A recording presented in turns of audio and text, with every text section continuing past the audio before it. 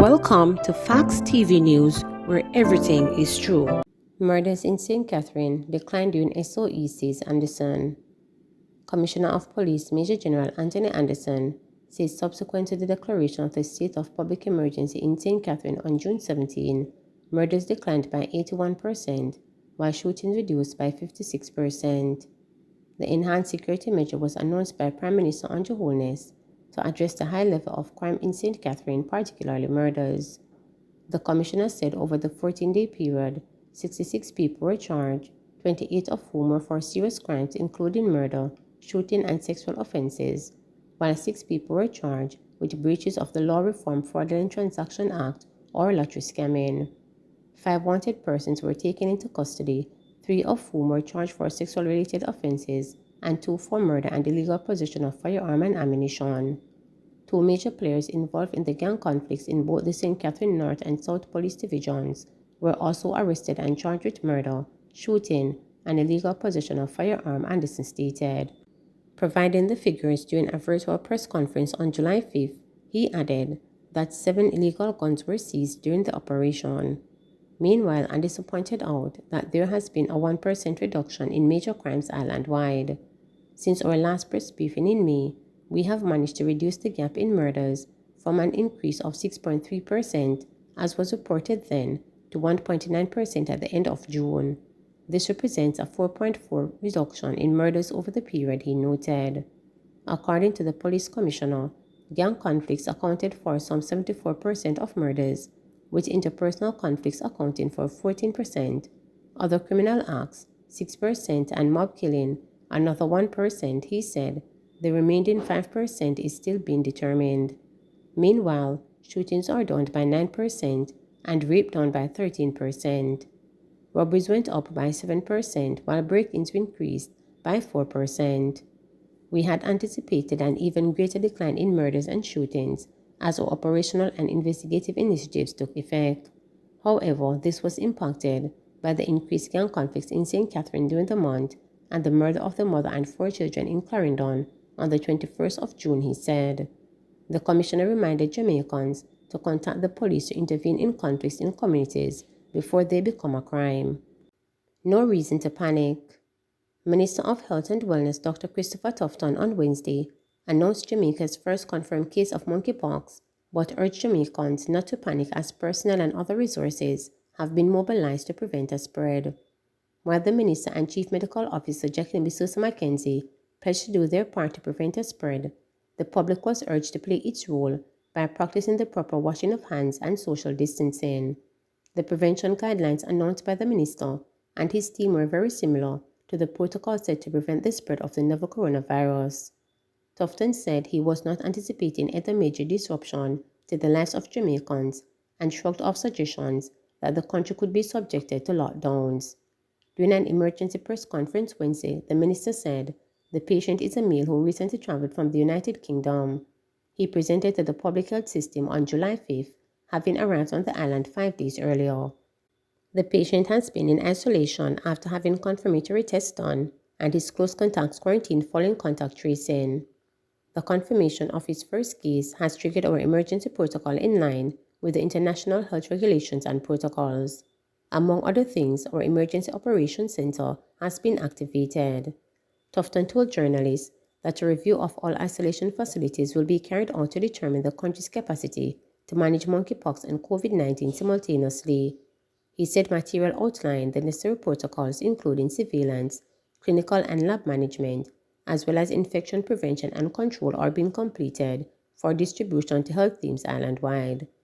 Sensitization of health teams and the public, which began more than a month ago, is being enhanced, Tufton said. During his presentation, the minister failed to announce the parish in which the first case has been discovered. However, after being prompted by a question from reporters, Dr. Jacqueline Bissosa Mackenzie confirmed that the individual was staying in Clarendon. She sought to calm fears and gave assurance that the health team will be efficient in carrying out contact tracing where necessary. We have started contact tracing and would have quarantined the very close contacts. In terms of specifics, we are not going to give the information because we do not think it is necessary at this time. We do not anticipate any risk to the communities that are involved. That is the reason for not panicking, because we don't anticipate any risk. Our people are on the ground as usual. We are very good at contact tracing, and we will uncover cases and we will do our work to minimize the chance of spread to the population. This is a very mild disease and it doesn't require very close contact for transmission. The other reason is that if you become sick, this is something that you can see and therefore you can spur to action immediately in terms of isolating yourself, she said. Tufton, meanwhile, said that once the protocols are followed, the nation should be able to work its way through it all. The minister said person-to-person spread is generally uncommon, but can occur during direct contact with monkeypox skin, leggings or scabs, contact with clothes or linen, such as bedding or towels used by the infected person, or through coughing or sneezing by an individual with a monkeypox rash. The virus enters the body through broken skin, even if not visible, the respiratory tracts or the mucous membranes, eyes, nose, or mouth. The incumbent period, we can understand it, is between 5 and 21 days. Symptoms are usually mild to moderate and include fever, intense headache, swelling of the lymph nodes, back pain, muscle ache, general lack of energy, or a rash. We encourage Jamaicans experiencing any of these symptoms to see their medical practitioner for examination or advice, said the health minister.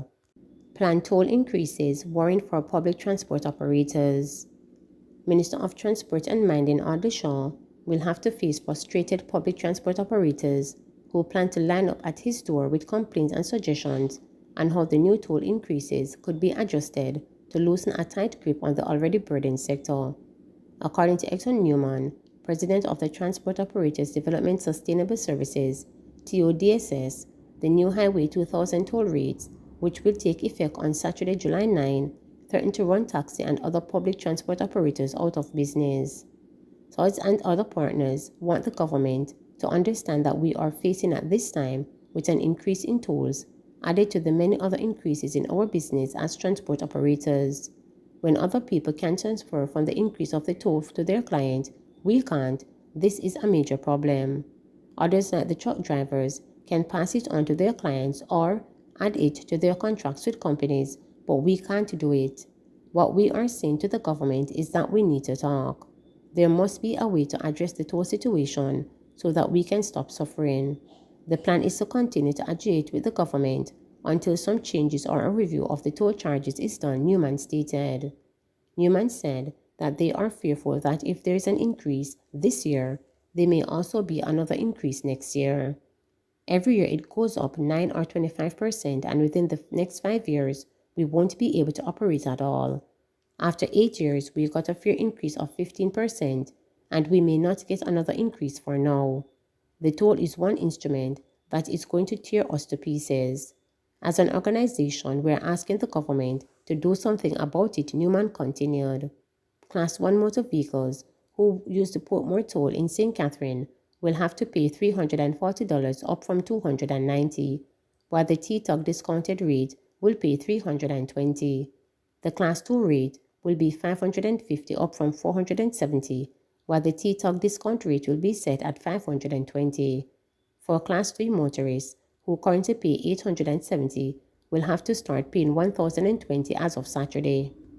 Those who use the Spanish Town Toll Plaza in the Class 1 category will be subjected to pay $240, up from $210. In the Class 2 category, motorists will have to pay $370, up from $320, while the new Class 3 rate will be $680, up from $590. At the Vineyard Toll Plaza, the new Class 1 rate will be $600, an increase of $50. The new Vineyard Class 2 rate will be up $900, up from $810.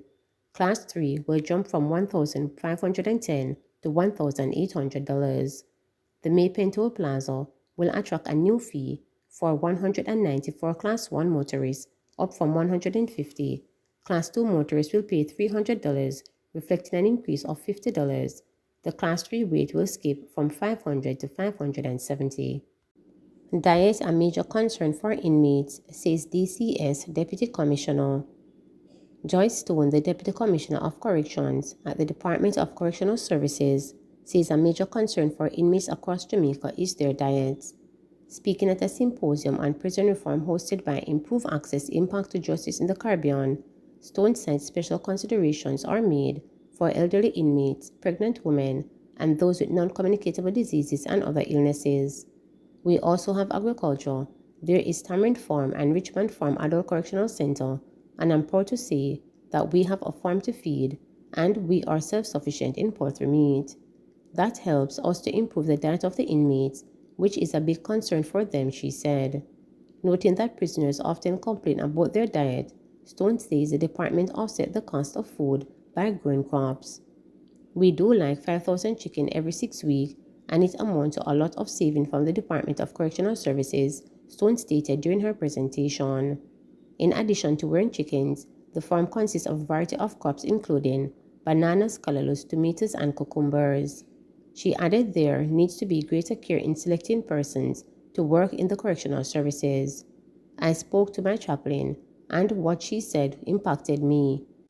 To work in the corrections, your heart has to be in it. It's a tough job. It's a stressful job. It's not a popular job. It doesn't come with any status. I have proposed to the minister that all the persons who work in the correctional services should at least get basic training before. They don't have to do the full training of an officer, and that is something that has to be adopted by many countries across the world. You must be exposed to some kind of training to work in the correctional facilities, Stone stated. Please remember to subscribe, like, share, and click the notification bell for daily updates.